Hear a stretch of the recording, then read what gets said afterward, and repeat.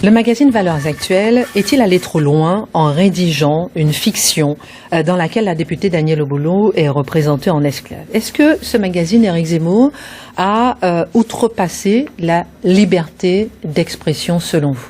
Écoutez, moi c'est un sujet qui m'amuse parce que la semaine d'avant, puisqu'on parlait avec Marc de Waterloo, c'était moi qui étais à Waterloo. Dans cette même dans le journal. Donc il se moquait de moi, il se moquait de ma Napoléonie, je finissais à la fin, je me réveillais en nage, je croyais avoir sauvé la France à Waterloo. Enfin bref, j'étais ridicule, mais enfin bon, je finissais par rencontrer l'empereur. Donc bon, non, c'est ce que je veux dire. Vous comprenez ce que je veux dire? C'est une parodie. Ça n'a rien à voir. Ça a tout à voir. C'est la même chose, ma chère Christine. Mais bien sûr que c'est la même chose. On m'aurait mis en esclave, c'était pareil. Il se moque de des gens. Et en plus, le concept est plutôt intelligent, mais j'y reviendrai. C'est-à-dire que ça met un personnage d'aujourd'hui dans une situation du passé. Ça me rappelle, dans mon enfance, j'adorais, je sais pas si vous vous souvenez, ça s'appelait Retour dans le passé. Je sais plus, c'était une série américaine. Non, c'est pas le film Retour dans le futur. C'était une série américaine et qui envoyait deux types comme ça, et ils avaient la machine se déglinguait et donc ils savaient jamais à quelle époque ils arrivaient. Et j'adorais ça quand j'étais enfant. Quantum, c'est pas et à ça chaque fois toute la question c'était est-ce qu'on a le droit de changer l'histoire? Parce qu'évidemment ils savaient ce qui s'était passé, ils arrivaient à la veille de Waterloo, ils arrivaient à la veille de Pompéi. Vous voyez, donc voilà. Quantum. C'est ça? Non, c'était... Enfin bon, je retrouverai, c'est pas grave. Et on aurait dû remonter le temps, bravo. La machine a remonté si on avait dû rendre hommage à Éric Zemmour, on l'aurait placé à Austerlitz, et surtout exactement. Pas à Waterloo. Un peu de discipline. Tout ça pour vous dire que, voilà. Maintenant, on a le droit de se moquer. Est-ce que Voltaire, pour reprendre votre question, a exagéré quand il se moque de Leibniz, le grand philosophe allemand, et qu'il le met sous les traits de cet imbécile de Pangloss dans Candide? Est-ce que Molière a le droit, ou il exagéré quand il se moque des médecins de l'époque, les hauts dignitaires? C'est sans fin cette histoire. On est là, on va voir le procès de Charlie, des meurtriers de Charlie. C'est la même discussion. On a le droit de se moquer de n'importe qui. Madame Obono n'est pas Louis XIV. On a le droit de se moquer de tout le monde en France. Pendant que vous parlez, et même de Louis XIV. Pendant que vous parlez justement du procès de Charlie, c'est une question en plus. Est-ce que ça tombe pas bien justement cette polémique juste avant le procès de moi, Charlie je pense que c'est le hasard. Je pense que c'est pas un hasard. Oui, mais là, c'est pas un hasard, mais par rapport à Charlie, c'est le hasard. Non, mais le fait que ça devienne une grande polémique. Pardon, je vais revenir sur ce qu'on disait tout à l'heure. Je vous en prie. Mais par exemple, on a vu la vidéo de la Ligue des Noirs qui entre chez Valeurs Actuelles en absence des journalistes. Je sais pas, on peut se poser peut-être la question. Je fais une petite parenthèse rapide.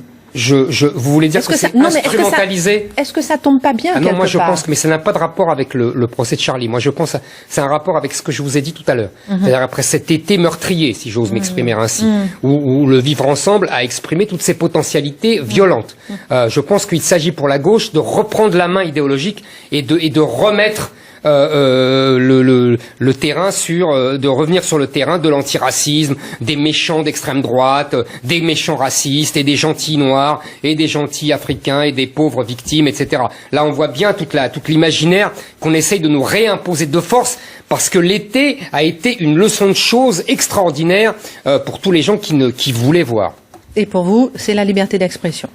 Je vais plus loin. J'ai lu le texte. Est-ce que vous l'avez lu? La fiction. La fiction. C'est très intéressant sur le fond et on comprend mieux, et je continue à répondre à votre question, on comprend mieux les réponses outragées. Parce que qu'est-ce que raconte le texte? En fait, il raconte deux choses. D'une part, il met Madame Obono au XVIIIe siècle dans une tribu africaine, elle qui ne cesse de se prévaloir de ses origines africaines et de se prendre pour une défendante d'esclaves, et on la voit dans les conditions effroyables de l'époque, non seulement matérielles, évidemment, avant l'arrivée du confort occidental blanc, mais aussi des conditions effroyables idéologiques. C'est-à-dire, on se moque du féminisme de Madame Obono, qui n'était pas vraiment la tasse de thé des chefs africains de l'époque. Voyez, donc. Et deuxièmement, qu'est-ce que montre ce texte? Il montre évidemment la réalité de l'esclavage et de la traite des Noirs. C'est-à-dire que c'était des négriers africains qui vendaient les esclaves noirs à des négriers blancs européens. Pas que. Oui. Et que, si vous voulez, et ça embête beaucoup Madame Obono et tous ses amis. Et donc, ils peuvent faire oublier ça. Ça les a énervés, je pense. Et c'est ce que paye d'abord Valeurs Actuelles. Et il les vendait aussi aux musulmans. Voilà. Mais d'ailleurs, dans le livre, dans le texte, dans la fiction, elle est vendue à un grand prince arabe, qui est d'ailleurs très gentil, et qui ne la maltraite pas du tout. Et, alors la cerise sur le gâteau, elle est rachetée par un moine de l'Église catholique, ce qui se faisait beaucoup aussi. Donc si vous voulez, là il y a un choc, c'est la réalité historique qui revient au visage des idéologues de l'extrême gauche décoloniale. J'ai encore 2 questions, mais Valeurs Actuelles s'est excusé pourtant. Hein. Comment? Valeurs Actuelles s'est excusé, a reconnu une faute. Mais moi je pense qu'ils ont eu tort, il n'y a aucune faute, et ils ont eu tort de s'excuser. Mais ils font ce qu'ils veulent, hein. Comment S'il y avait expliquer une faute, de toute façon, c'est devant les tribunaux que se doit... Mais même pas. Ça y est, c'est fait. En tout cas, le parquet s'est saisi, il n'y a pas eu de faute, le parquet s'est auto-saisi du dossier très rapidement, et on verra effectivement ce que ça donne. Comment expliquer que la classe politique dans son ensemble, de la gauche au Rassemblement national, se soit insurgée contre cette représentation? Je pense qu'il y a plusieurs raisons. D'abord, tout le monde a focalisé sur le dessin. On voit effectivement Daniel Obono... attaché, etc. Bon, voilà, premièrement. Deuxièmement, je pense qu'il y a d'abord l'inculture historique de la classe politique d'aujourd'hui. C'est-à-dire que ce que je vous ai dit là, il y a peu de gens dans la classe politique qui le savent. Troisièmement, il y a la volonté de soigner son profil antiraciste à bon compte. Et même pour le Rassemblement national, qui est dans une volonté éternelle de fameuse dédiabolisation. Marine Le Pen est très soucieuse de ça, et donc ils en rajoutent. Quatrièmement, je pense que se faire les petits jeunes de Valeurs Actuelles fait beaucoup plaisir à beaucoup de gens, y compris au Rassemblement national. Donc je pense que c'est tout ça. Et cinquième raison, je pense la plus importante, c'est celle que je vous ai dite tout à l'heure, c'est-à-dire qu'après un été qui a été, si j'ose dire, le plus cruel démenti à toutes les thèses antiracistes depuis 40 ans, je pense que la gauche était pas mécontente de reprendre la main sur son discours idéologique. Une sorte de léthargie générale du monde politique. Ils sont unanimes sur la Corona 19 et toutes les mesures qui sont prises. Là, ils sont unanimes, mais on se dit, mais alors, où est le débat politique? Est-ce qu'il n'y a pas à un moment donné des interrogations, des frictions à avoir? On est tombé, oui, il dort, ce monde politique, il est là, il est en encéphalogramme plat.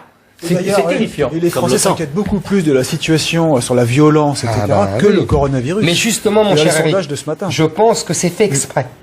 C'est-à-dire que là, on surjoue l'indignation antiraciste pour faire oublier, je vous dis, cette leçon de choses de l'été.